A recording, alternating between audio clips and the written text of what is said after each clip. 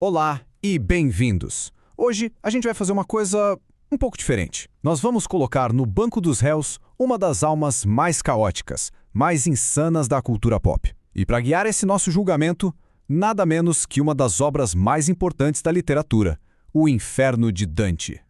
Então, para começar, vamos direto ao ponto, com uma pergunta que meio que define tudo, né? Qual é o pior pecado que uma pessoa pode cometer? A primeira coisa que vem à cabeça, talvez, seja a violência em massa, certo? O ato de tirar a vida de um monte de gente. Com certeza é um candidato fortíssimo. Ou, quem sabe, o pior mal seja algo mais pessoal, mais sádico, tipo a tortura. E não para conseguir informação, não, mas só pelo simples prazer de infligir dor. Mas e se o pior pecado não tiver nada a ver com a escala da violência, mas sim com a natureza da relação que foi quebrada? E se for algo muito mais íntimo, mais próximo, e justamente por isso, infinitamente mais diabólico? Então, sejam bem-vindos ao julgamento.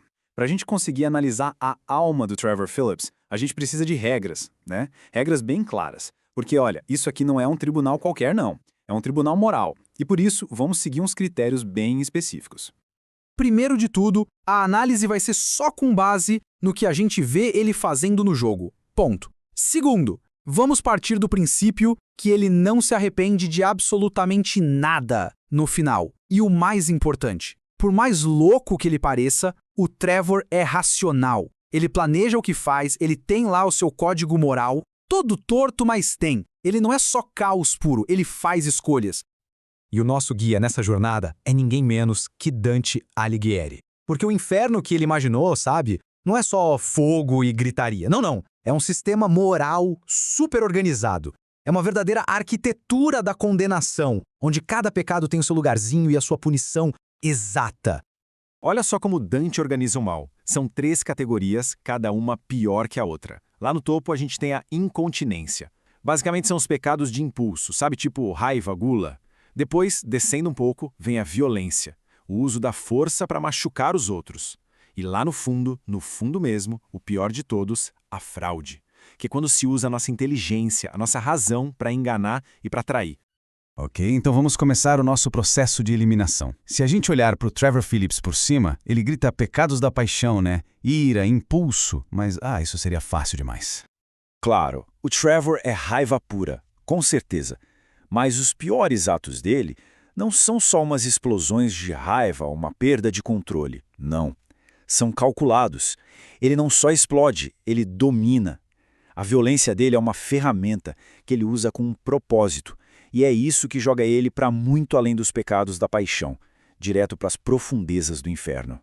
E agora a gente entra no território da maldade planejada. O 7º círculo, sabe? A casa dos violentos. Parece o lugar perfeito pro Trevor, né? As evidências são indiscutíveis.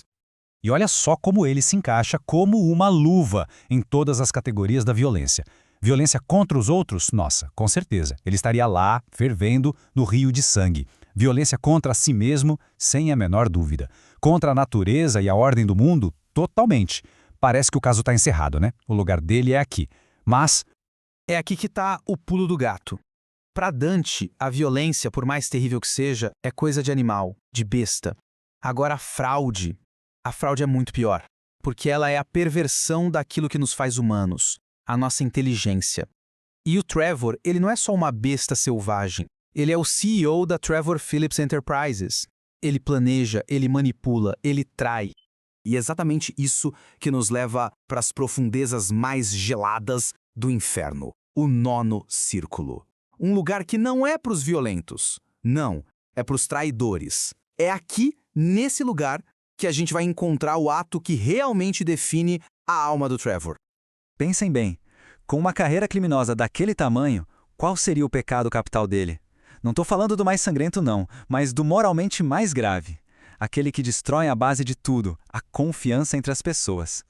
É esse aqui, aquele momento em que ele invade a casa do Floyd, abusa daquela hospitalidade forçada, e aí, quando é confrontado, ele simplesmente mata de forma brutal tanto o coitado do anfitrião quanto a dona da casa. Isso não é violência de guerra, isso é a traição de um santuário, de um lar.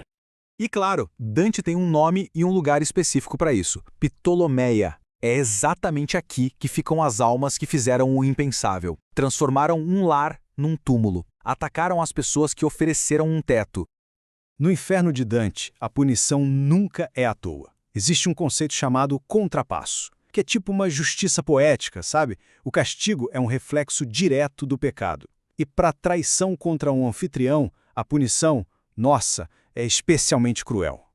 Pensa só, o cara que nunca parava, que invadia qualquer espaço, agora tá lá, eternamente paralisado no gelo.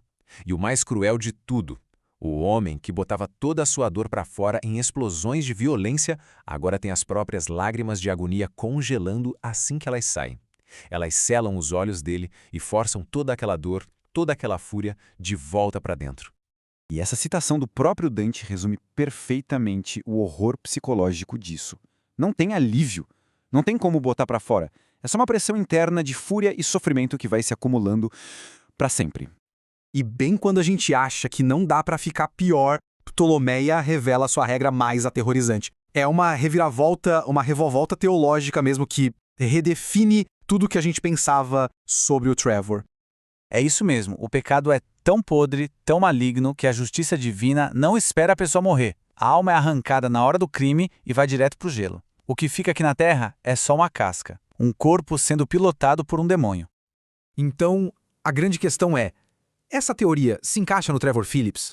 E a resposta é perfeitamente. Aquela habilidade especial dele, a fúria vermelha, que deixa ele quase invulnerável, a sua falta total de empatia, a capacidade dele para carnificina, tudo isso faz muito mais sentido se o Trevor que a gente vê no jogo não for mais humano. Ele já é um condenado caminhando entre nós. Isso tudo nos deixa com uma pergunta final que é de arrepiar. A questão de verdade não é para onde a alma do Trevor foi depois que ele morreu, mas sim quando exatamente ela abandonou o corpo dele. Em que ponto, talvez anos antes da história do jogo começar, o homem Trevor Phillips deixou de existir e o demônio tomou o volante.